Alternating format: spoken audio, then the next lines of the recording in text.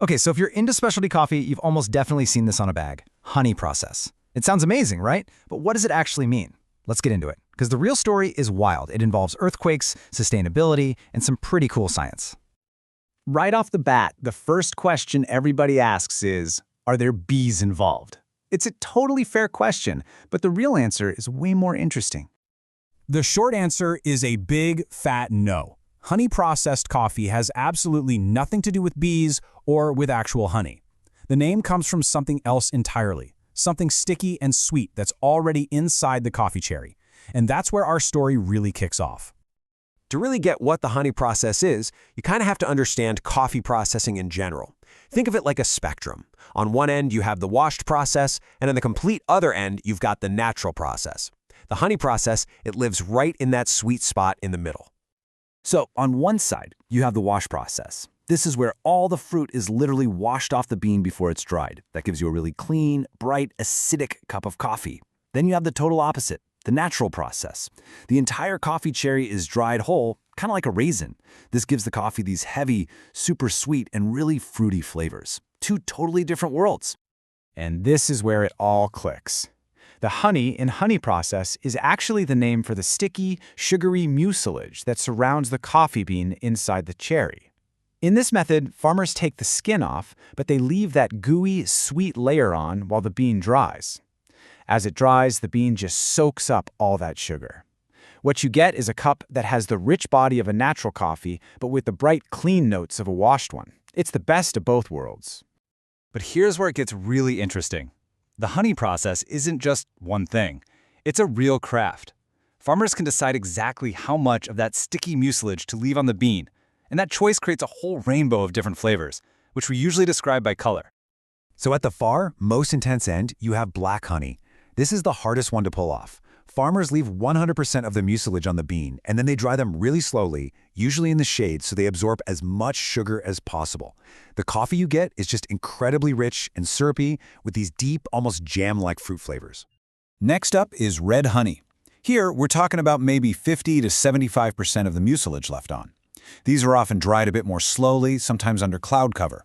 The result is this wonderfully balanced, super complex cup that has a really noticeable round sweetness. And finally, we have yellow honey, which is the lightest style. We've got only about 25 to 50% of the mucilage left on here, and these beans are dried much faster, with more direct sun. The final cup is a lot closer to a clean, washed coffee, but it still has this amazing silky body and a delicate sweetness you just don't get otherwise. Okay, so we know what it is, but where on earth did this amazing method come from? Well, it wasn't dreamed up in some lab. Nope, this was born out of pure necessity, a crisis that forced coffee farmers to either innovate or face losing everything. For this story, we have to go to the beautiful coffee farms of Costa Rica. Now, this is a country that's always been famous for amazing coffee, especially using that modern washed method. But then, something happened that changed the game completely. The year was 2008, and a natural disaster struck that would have a huge, unexpected impact on the entire coffee industry there. In 2008, a massive earthquake rocked Costa Rica, and in the aftermath, the country had extreme water shortages. Things got so bad, the government had to bring in really strict water conservation rules. For coffee farmers who depended on the traditional wash process, which uses a ton of water, this was an absolute disaster. This timeline really lays it all out. The earthquake causes a water crisis, which makes the old way of doing things impossible. So what do the farmers do? They adapt. They figured out a new method that used way less water by leaving that sticky mucilage on to dry. What started as a desperate move to survive quickly turned into a celebrated new technique. The honey process was born. And that incredible origin story leads us right into one of the biggest reasons honey processing is so important today. It's not just about the fantastic flavor, it's also a powerful answer to one of coffee's biggest environmental problems. I mean, just look at that number. 60 to 70%. Honey processing can cut water usage by that much compared to the old, fully washed method. In a world where water is becoming more and more scarce, that is a total game changer. And when you see it all laid out in a table like this, it's just so clear. The washed process uses a staggering amount of resources. We're talking up to 130 liters of water for just 1 kilogram of coffee. And it creates a lot of wastewater. The honey process, though, finds this perfect middle ground. It slashes water use and waste, all while giving farmers this amazing control over the final taste. So what we have is an incredible innovation that came from a crisis, tastes amazing, and is more sustainable. To wrap things up, let's look at why this method really connects with people on such a deep level. It's really a combination of science and soul. Let's start with the soul, because at the end of the day, this is what it's all about.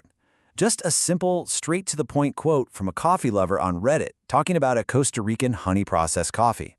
It's that wow moment, that personal connection to a truly special flavor that's made this method a favorite for coffee nerds all over the world. And then there's the science, because these changes aren't just in our heads, they are real and measurable. So these charts compare a honey-processed coffee, that's the orange line, to a washed one in green. On the left, we're looking at pH levels over 48 hours. See how that orange line for the honey process dips lower? That means the coffee is becoming more acidic. And then on the right, look at the caffeine. The caffeine in the honey processed coffee drops way more over time. It's a real chemical transformation happening right inside the bean. So, we'll end with this question. The honey process is the perfect story of adaptation. You have a method that creates a delicious, complex coffee that also happens to be more sustainable, and it was invented because it had to be. As our climate keeps changing and throwing new challenges our way, it makes you wonder, is the future of coffee going to depend on more incredible innovations just like this one?